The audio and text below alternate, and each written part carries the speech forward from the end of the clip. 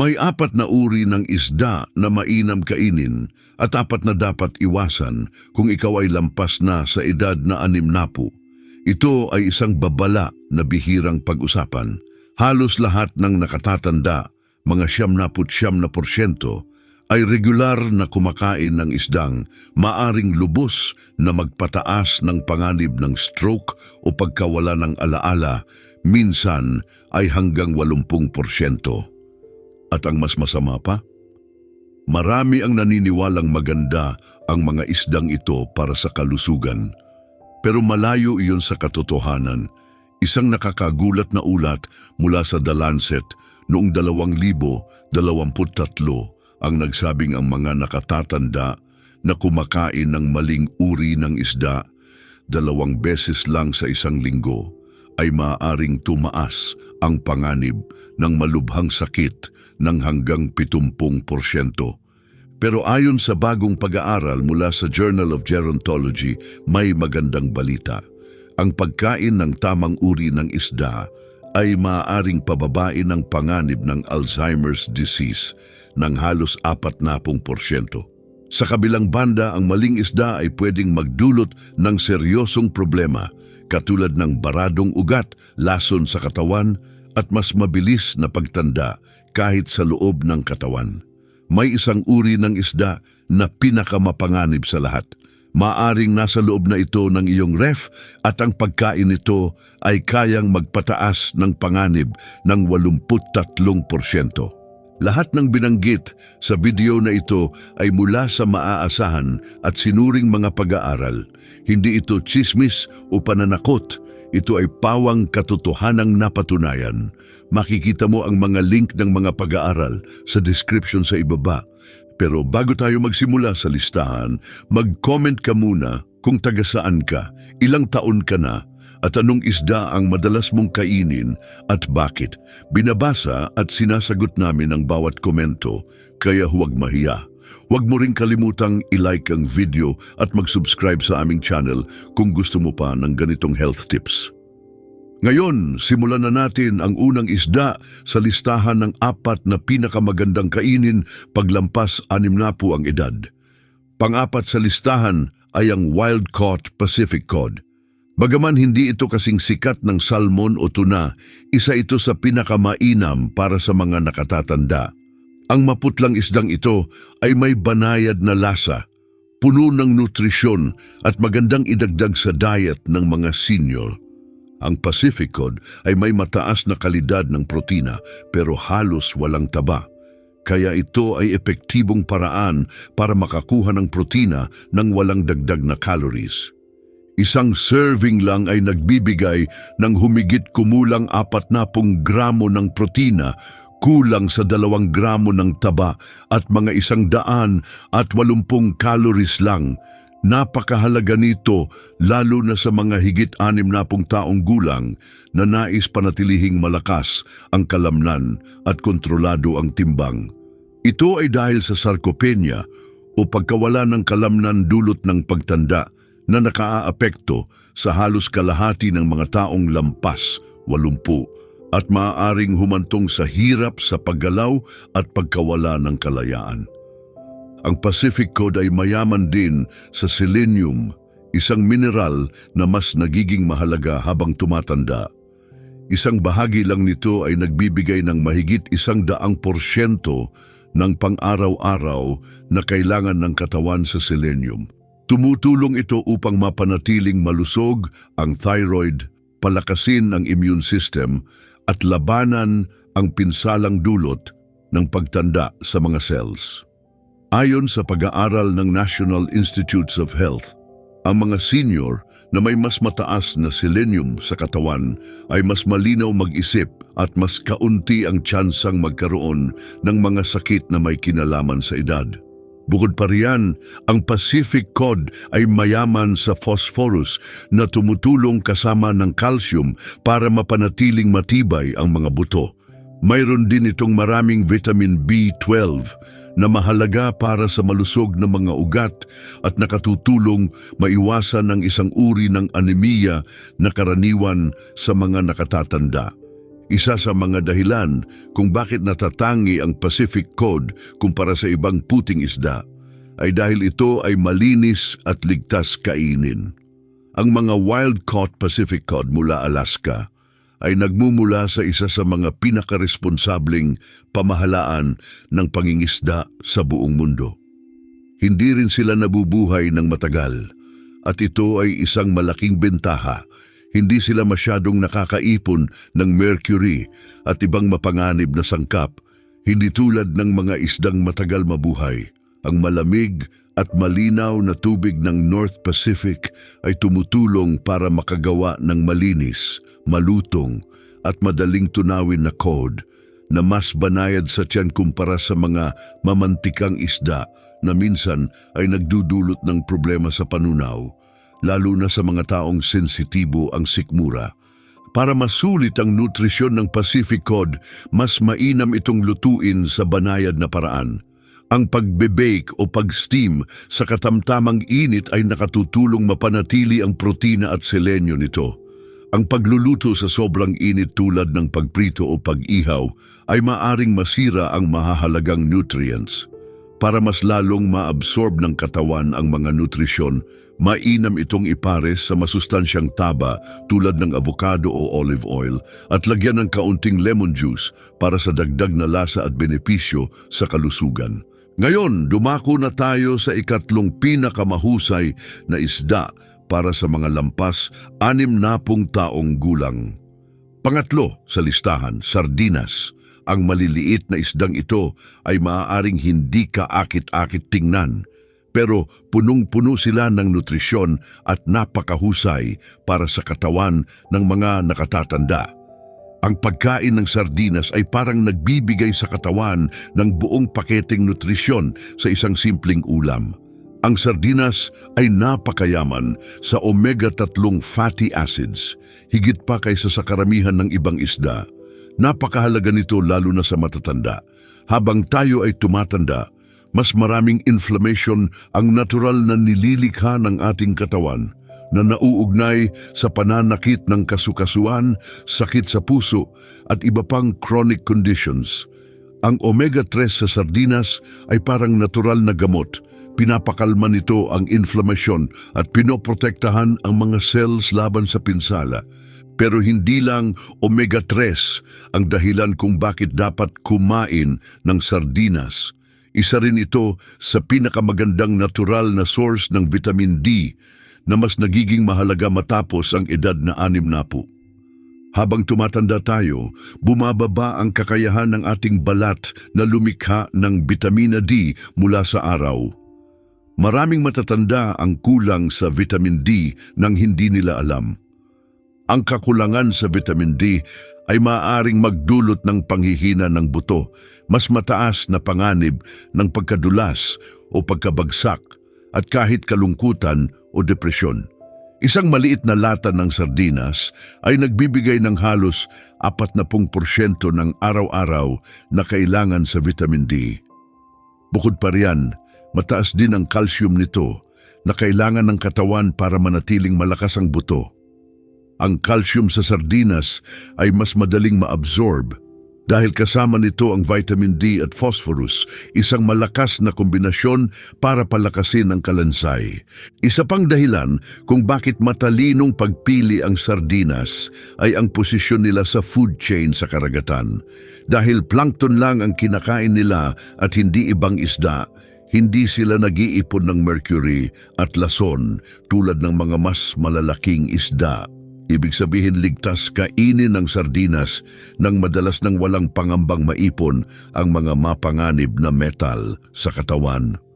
Puno rin ito ng vitamin B12, isang nutrisyong mahirap maabsorb ng katawan habang tumatanda pero mahalaga para sa malusog na nerbiyos at pag-iwas sa mental fog o pagkalito. Ang protina ng sardinas ay buo at madaling tunawin na tumutulong sa pagpapanatili ng lakas ng kalamnan, isang mahalagang bagay para manatiling aktibo habang tumatanda. Sa katunayan, ipinakita sa mga pag-aaral na ang mga matatandang kumakain ng sardinas 2 beses sa isang linggo ay mas malusog ang puso, mas malakas ang mga buto at mas masaya ang pakiramdam kumpara sa mga hindi kumakain nito. Pangalawa sa listahan ay ang wild-caught Alaskan salmon. Hindi na bago na palaging binabanggit ng mga eksperto sa kalusugan ang salmon bilang isa sa pinakamahusay na isda. Para sa mga nakatatanda, hindi lang ito masustansya, parang natural na gamot pa ito. Ang wild salmon ay napakayaman sa omega-3 fatty acids, pero ang pinakamahalaga ay ang uri ng omega-3 taglay nito. Mayroon itong EPA at DHA, dalawang espesyal na anyo ng omega-3 na napakahalaga sa kalusugan ng utak. Ayon sa pag-aaral mula sa University of Pittsburgh, ang mga senior na may mas mataas na DHA sa dugo ay may mas malalaking utak at mas mahusay sa memory tests. Hindi lang ito tungkol sa pag-iwas sa pagkalimot. Ito ay tungkol sa pagpapabuti ng paggana ng utak kahit sa mga huling taon ng buhay. Isa pa sa mga pangunahing benepisyo ng wild salmon ay ang kalidad ng protina nito. Tinatawag itong bioavailable, ibig sabihin madaling maabsorb ng katawan at agad gamitin. Napakahalaga nito sa mga matatanda dahil paglampas ng edad 60, bumabagal na ang kakayahan ng katawan na iproseso ang protina at mas bumibilis ang pagkawala ng kalamnan. Ang isang serving ng wild-caught salmon ay nagbibigay ng humigit kumulang 40 gramo ng kumpletong protina. Sapat na ito para mapanatili ang lakas ng kalamnan, suportahan ang immune system at panatilihing maayos ang metabolismo. Pero narito ang isang bagay na hindi alam ng karamihan. Ang wild salmon ay mayaman sa isang makapangyarihang antioxidant na tinatawag na astaxanthin. Ito ang nagbibigay ng maliwanag na kulay rosas sa isda at may mahalagang papel sa pagtatanggol ng mga cells laban sa pinsala ng pagtanda na tinatawag na oxidative stress. Ang wild Alaskan salmon ay isa ring mahusay na source ng selenium, isang mineral na madalas kulang sa katawan ng mga nakatatanda. Ang selenium ay kasamang gumagana ng vitamin E para protektahan ang puso at maaaring magpababa rin ng panganib ng ilang uri ng kanser. Bukod pa rito, maraming B vitamins ang salmon, lalo na ang B6 at B12 na tumutulong para manatiling mataas ang enerhiya at malusog ang mga ugat. Ang isa pang kapansin-pansing benepisyo ng salmon ay ang kakayahan nitong bawasan ang inflamasyon sa katawan. Sa katunayan, ipinakita sa mga pag-aaral na ang pagkain ng wild salmon 2 beses sa isang linggo ay maaaring magpababa ng C-reactive protein, isang palatandaan ng inflammation na konektado sa sakit sa puso, arthritis at iba pang kondisyon ng pagtanda. Ang kombinasyon ng omega-3 fatty acids, dekalidad na protina at malalakas na antioxidants ay ginagawa ang wild-caught salmon bilang perpektong pagkain para manatiling malusog at tumanda ng magaan at masigla. Ngayon, dumako na tayo sa numero 1 sa pinakamalusog na isda para sa mga senior. Numero 1, rainbow trout. Bakit ito ang nangunguna? Dahil taglay nito ang lahat ng benepisyo ng ibang masustansyang isda at may dagdag na mga kalamangan na sadyang kapaki-pakinabang para sa mga matatanda. Ang farm-raised rainbow trout sa United States ay kinikilala bilang isa sa pinakamalinis at pinaka-environment friendly na isda. Hindi tulad ng maraming farmed fish na pinalalaki gamit ang antibiotics at hindi natural na pagkain. Ang rainbow trout sa US ay pinalalaki sa malinis na tubig at sumusunod sa mahigpit na panuntunan sa kaligtasan at kalikasan. Ibig sabihin, makukuha mo ang lahat ng benepisyo ng isda nang walang pag-aalala sa mga mapanganib na kemikal o polusyon, isang malaking issue lalo na sa mga farmed seafood. Mayaman din ang rainbow trout sa omega-3s na may humigit kumulang 1,000 milligrams kada serving, sapat para protektahan ang puso at mga ugat. Pero ang talagang nagpapaangat sa trout ay ang kamanghamanghang laman nito sa minerals. Puno ito ng potasyo na tumutulong kontrolin ang presyon ng dugo at binabalanse ang epekto ng sobrang asin sa pagkain. Napakahalaga nito para sa matatanda dahil halos 70% ng mga taong lampas 60 ay may alta presyon. Nagbibigay din ito ng phosphorus para sa malusog na buto, iron para sa enerhiya, at zinc na nagpapalakas ng immune system. Kapag pinagsama ang mga mineral na ito sa mataas na kalidad ng protina ng trout, mas pinapalakas nito ang kabuuang kalusugan at sigla ng katawan. Isa pang malaking benepisyo ng trout ay ang mataas nitong niacin o vitamin B3. Mahalaga ito para gawing enerhiya ang pagkain at tumutulong pababain ang masamang kolesterol. Ayon sa mga pag-aaral, ang sapat na niacin sa katawan ay nagpapataas ng good cholesterol, HDL, at nagpapababa ng bad cholesterol, LDL, na likas na proteksyon sa puso. Mayaman din ang rainbow trout sa vitamin E, isang antioxidant na tumutulong protektahan ang mga cells at pinapalakas ang immune system. Isa pang rason kung bakit maganda ito sa mga nakatatanda ay ang malambot na laman at banayad na lasa nito. Madaling lutuin, madaling nguyain, at banayad sa tiyan. Madali rin itong ihalo sa iba't ibang luto, maaaring i-bake, i-grill o i-season sa maraming paraan, kaya hindi ka maboboring sa pagkain. Ang ganitong iba-ibang paraan ng pagluluto ay nakakatulong para hindi sumubok ng hindi masustansyang pagkain na karaniwang ginagawa ng maraming matatanda kapag nagsasawa sa ulam. Ayan, natapos na natin ang 4 na pinakamahusay na isda na dapat isama sa iyong diet kung ikaw ay lampas 60. Ngayon, dumako naman tayo sa mga isdang dapat iwasan at ang mga nakakabahalang dahilan kung bakit. Simula sa pang-4, imported na hito, catfish.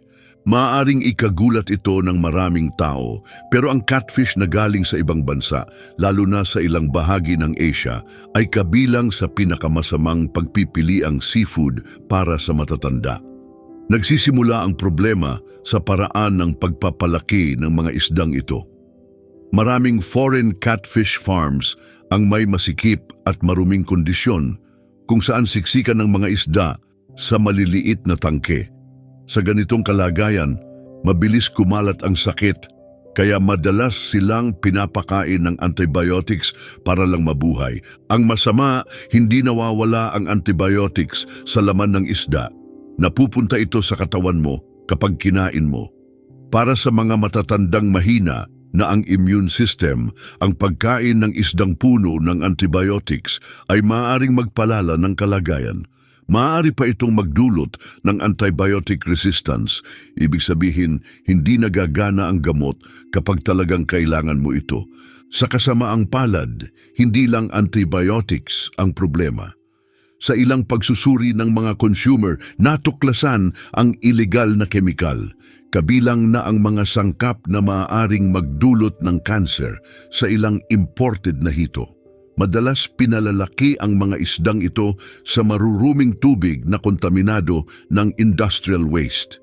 Dahil ang hito ay natural na sumisipsip ng nasa paligid nito, naa-absorb nila ang mabibigat na metal tulad ng mercury at lead, mga sangkap na lubhang mapanganib sa mga matatanda. Habang tumatanda tayo, hindi na gaanong mahusay ang katawan sa pagtanggal ng mga lason gaya nito. Ang madalas na pagkain ng kontaminadong isdang ito ay maaaring dahan-dahang makasira sa utak, makapinsala sa bato at magtaas ng panganib ng cancer. Isa pang malaking problema ay ang pagdudulot ng inflamasyon sa katawan. Ito ay dahil kadalasang pinapakain ng mura at hindi natural na pagkain ang mga isdang ito, kabilang na ang maraming mais at soy na nakakagulo sa tamang balanse ng omega-6 at omega-3 sa katawan. Bagamat kailangan natin ang omega-6 sa maliit na halaga, kapag sobra ito kumpara sa omega-3, mas lumalala ang inflammation. Para sa mga matatandang may arthritis, problema sa puso o autoimmune diseases, ang pagkain ng ganitong isda ay lalo lamang nagpapalala sa kondisyon. Sa huli, ang imported na hito ay mataas sa calories, pero halos walang benepisyo sa kalusugan. Mababa ito sa kalidad ng protina at kulang sa mahahalagang nutrisyon na dapat taglayin ng isda. Ngayon, dumako naman tayo sa pangatlong isdang dapat iwasan, tuna. Ang tuna ay karaniwang bahagi ng pananghalian ng marami at madalas pinupuri bilang lean protein. Pero para sa mga nakatatanda, nagtatago ito ng seryosong panganib, ang mercury. Ang mga mas malalaking uri ng tuna tulad ng albacore, white tuna at bigay ay nasa mataas na antas ng food chain. Mas matagal silang nabubuhay at kumakain ng maraming maliliit na isda, kaya mas maraming mercury ang naiipon sa katawan nila sa paglipas ng panahon. Kapag kumain ka ng tuna, napupunta rin sa katawan mo ang mercury na iyon, lalo na sa utak at nervous system. Para sa mga taong lampas 60, delikado ito. Ang sobrang mercury ay maaaring magdulot ng problema sa memorya, pamamanhid, pagbabago ng mood at pagkalito. Mga sintomas na kadalasang inaakala ng iba na simpleng epekto lang ng pagtanda o maagang demensya. Sa paglipas ng panahon, maaaring makasama rin ang mercury sa puso. Maaaring maapektuhan ang normal na tibok nito o tumaas pa ang panganib ng heart attack. Ayon sa pag-aaral na inilathala sa JAMA Neurology, ang mga matatandang may mataas na mercury levels dahil sa pagkain ng tuna ay mas mataas ng hanggang 65% ang posibilidad na makaranas ng cognitive decline. Ang mas nakakabahala, halos walang senior ang nakaalam na ang pagkain ng 2 serving lang ng albacore o bigay tuna sa isang linggo ay maaaring magtaas ng mercury sa katawan sa hindi ligtas na antas o mas mataas pa. Kahit ang canned light tuna na galing sa mas maliit na isda tulad ng skipjack ay meron pa ring mercury. Kaya dapat itong kainin paminsan-minsan lang at sa maliit na dami. Maaaring mukhang healthy habit ang tuna sandwich o salad. Pero para sa mga taong 60 pataas, masyado ng delikado ang nakatagong panganib mula sa mercury.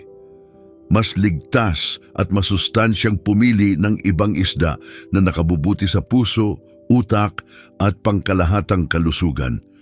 Ngayon, dumako na tayo sa pangalawang isda na dapat iwasan ng mga matatanda, cane mackerel. Ang mackerel ay nakakalitong isda dahil may 2 uri nito na sobrang magkaiba. Sa isang banda, mayroong ligtas na uri tulad ng Atlantic o Spanish mackerel. Sa kabilang banda, may mapanganib na klase, ang cane mackerel. Ang isdang ito ay isang malaking predator at habang mas malaki ang isda, mas marami itong naiipong mapanganib na sangkap sa katawan sa paglipas ng panahon. Ang isa sa mga pinakamasama rito ay mercury, isang nakalalasong heavy metal na nakaapekto sa utak, nervous system at puso. Ang mercury ay lalo nang mapanganib para sa mga taong lampas 60. Habang tayo ay tumatanda, mas nagiging sensitibo ang ating utak at nerbiyos, kaya mas madali silang masira ng mercury.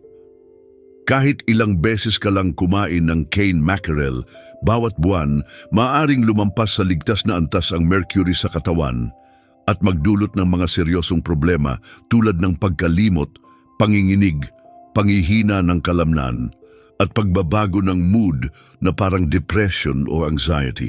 Ang mga ahensiyang pangkalusugan tulad ng FDA at EPA ay mariing nagbabala sa mga matatanda, buntis at bata na ganap na iwasan ang cane mackerel. Sa kasamaang palad, maraming tindahan at restaurant ang naglalabel lang ng mackerel, kaya malamang hindi mo alam na ang kinakain mo ay ang mapanganib na uri. Ayon sa siyentipikong pag-aaral, ang cane mackerel ay konektado sa mas mataas na panganib ng sakit sa puso at paghina ng pag-iisip sa mga matatandang madalas kumain nito. At kung ikaw ay may problema sa atay o bato, na karaniwang kondisyon pagkatapos ng edad 60, mas malaki ang panganib. Kung gusto mo talaga ng mackerel, piliin ang Atlantic o Spanish mackerel. Mas maliit ang mga ito, mas mababa sa mercury at mas ligtas isama sa diet mo. Ngayon, para sa numero 1 sa listahan ng mga isdang dapat iwasan, farmed tilapia. Marahil ay ikagugulat mo ito. Ang tilapia ay isa sa mga pinakakaraniwang kinakain na isda sa US dahil sa mababang presyo at madaling makuha. Madalas itong ipinapakita bilang magaan at malusog na pagkain. Pero pagdating sa mga senior, ang totoo tungkol sa farm tilapia ay nakababahala. Ang paraan ng pagpapalaki sa karamihan ng farm tilapia ay nagre-resulta sa isdang kulang sa nutrisyon at posibleng makasama pa sa kalusugan. Karaniwan silang pinapalaki sa masisikip na kulungan at lumalangoy sa tubig na kontaminado ng sarili nilang dumi. Dahil dito, madaling kumalat ang sakit, parasite at polusyon. Isa sa mga pangunahing problema sa tilapia ay ang napakasamang rasyo ng omega-6 sa omega-3. Sa malusog na isda, dapat halos pantay ang dami ng dalawa, mga isa sa isa o dalawa sa isa. Sa farmed tilapia, ang ratio ay maaaring umabot sa 11 isa na nagdudulot ng matinding inflamasyon sa buong katawan. Lalo itong nagpapalala sa mga karaniwang kondisyon tulad ng sakit sa puso, arthritis at pananakit ng kasukasuan. Lalo na sa mga matatanda, may ilang pag-aaral pa nang nagsasabing mas nakapagpapalala ng inflammation ang tilapia kaysa bacon o fast food. Bukod pa rito, ang mga tilapia sa maraming fish farm ay pinapakain ng murang pagkain na mababa ang kalidad, kabilang ang dumi ng manok. Bukod sa bumababa ang nutrisyon, tumataas din ang panganib ng mga mapanganib na bakterya. Isa pang seryosong problema ay ang kontaminasyon ng kemikal. Dahil masisikip ang kulungan ng mga tilapia, madalas silang gamitan ng antibiotics, antifungals at pesticides. Marami sa mga kemikal na ito ay bawal sa US, pero ginagamit pa rin sa ibang bansa kung saan karamihan ng tilapia ay galing. Ang farm tilapia ay natuklasan ding mataas sa dioxins, mga mapanganib na polusyon na naiipon sa taba ng katawan at konektado sa cancer, pinsala sa immune system at problema sa hormones. Para sa matatandang mas sensitibo sa toxins at mas mahirap alisin ito sa katawan, ang madalas na pagkain ng tilapia ay seryosong panganib sa kalusugan. Ang magandang balita? Marami pang ligtas, malinis, at wild-caught na isda na abot kaya at mas mainam. Kaya walang dahilan para piliin ang mapanganib na isdang tulad ng farm tilapia. At yan na ang kumpletong listahan ng pinakamahusay at pinakamasamang isda para sa mga taong lampas 60. Karamihan sa mga tao ay hindi iniisip kung anong klase ng isda ang inilalagay nila sa plato. Pero ngayon, alam mo na ang katotohanan. Ang tamang pagpili ng isda ay maaaring magpalusog sa katawan, protektahan ang utak at pagandahin ang kalusugan sa hinaharap. Pero ang maling pagpili, lalo na sa 4 na tinalakay natin, ay maaaring magdulot ng pinsalang hindi agad nakikita pero may pangmatagalang epekto. Kaya sa susunod na mamimili ka ng isda, basahin ang label, itanong kung saan ito galing at pumili ng mas matalinong opsyon. Ngayon, gusto rin naming marinig mula sa iyo. Ano ang paborito mong isda? Nagulat ka ba sa alinman sa listahan? Pag-iisipan mo bang baguhin ang iyong pagkain pagkatapos mong malaman ang impormasyong ito? I-share ang iyong mga saloobin at karanasan sa comments. Palagi naming kinagigiliwang basahin ang mga ito. Maraming salamat sa panunood.